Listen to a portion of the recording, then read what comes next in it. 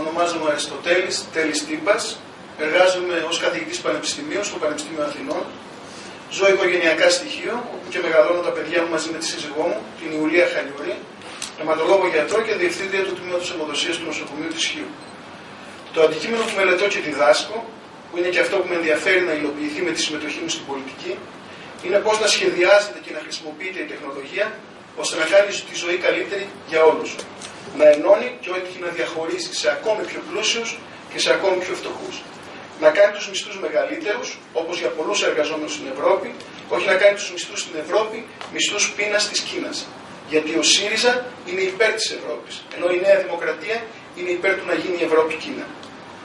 Με ενδιαφέρει μια τεχνολογία που θα βοηθάει την καινοτομία για το καλό όλων, τη δημιουργία και όχι την καταστροφή, που θα υποστηρίζει την ειρήνη και όχι τον πόλεμο.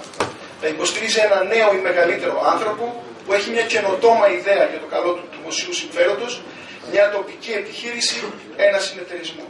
Θα υποστηρίζει αυτούς που την έχουν ανάγκη, τους ηλικιωμένους στα χωριά, τα άτομα με ειδικές ανάγκες, που δεν θα ξεχωρίζει και θα υποβιβάζει τις γυναίκες, που θα βρίσκει καλή δουλειά για τους νέους ώστε να μην ξενιτεύονται, που δεν θα καταστρέφει τον ένα και μοναδικό πλανήτη. Στο ΣΥΡΙΖΑ έχω συμμετέχει τοπικά και πανελλαδικά στη διαμόρφωση προτάσεων για θέματα ανάπτυξης. Ανάπτυξης με κανόνες, με υποστήριξη στις ιδέες των μικρών, με ένα πλαίσιο για τις επενδύσεις των μεγάλων.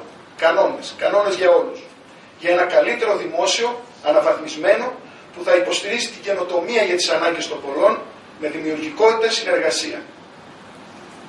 Από τότε που οι πολίτες τον επέλεξαν για αξιωματική αντιπολίτευση, ο ΣΥΡΙΖΑ αξιοποίησε και δούλεψε. Έστησε ειδικά τμήματα και έχει θέσεις για όλα τα θέματα ανάπτυξης.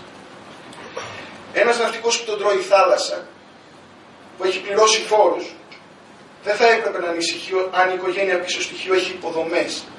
Έχει συγκοινωνίες, έχει νοσοκομείο, έχει σχολείο. Ένας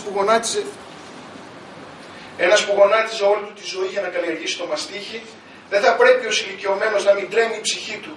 Μήπως το εισιτήριο είναι ακριβό, μήπως δεν υπάρχει συγκοινωνία, γιατρός ή ΕΚΑΒ. Δεν γίνεται να ξελιγώνεις τους φόρους αυτούς που δουλεύουν με το να απειλείς οικονομίες, τις λίγες οικονομίες που έμειναν στην άκρη για μια δύσκολη ώρα ή για να βοηθηθούν τα παιδιά. Αυτοί που τα έφαγαν, αυτοί πρέπει να πληρώσουν. Τελειώνοντας, θέλω να πω ότι η πολιτική δεν είναι επάγγελμα, κατά τη γνώμη μου, αλλά προσφορά, δεν εξαρτάσαι από συμφέροντα, την κάνεις για μια λογική θητεία και μετά επιστρέφεις στη δουλειά σου. Δεν βγάζεις χρήματα, αλλά κοιτάς να πιάσουν τόπο οι προσπάθειες των άλλων. Δεν επιλέγεις τους κομματικούς σου φίλους, αλλά αυτούς που μπορούν να υπηρετήσουν το δημόσιο συμφέρον. Ακούς την κοινωνία και τις ανάγκες της, χωρίς κομματικές παροπίδες. Ειδικά σήμερα, σε μια τόσο μεγάλη κρίση, ο ΣΥΡΙΖΑ πρέπει και θα εμπιστευτεί ό,τι καλύτερο. Τοπικά και πανελλαδικά. Κανένας φυσικά δεν μπορεί να κάνει κάτι καλό μόνος του, αν δεν είναι μέρος ενός κινήματος, συλλογικότητας, μιας κοινής προσπάθειας για όλους και ειδικά για αυτούς που την έχουν μεγαλύτερη ανάγκη.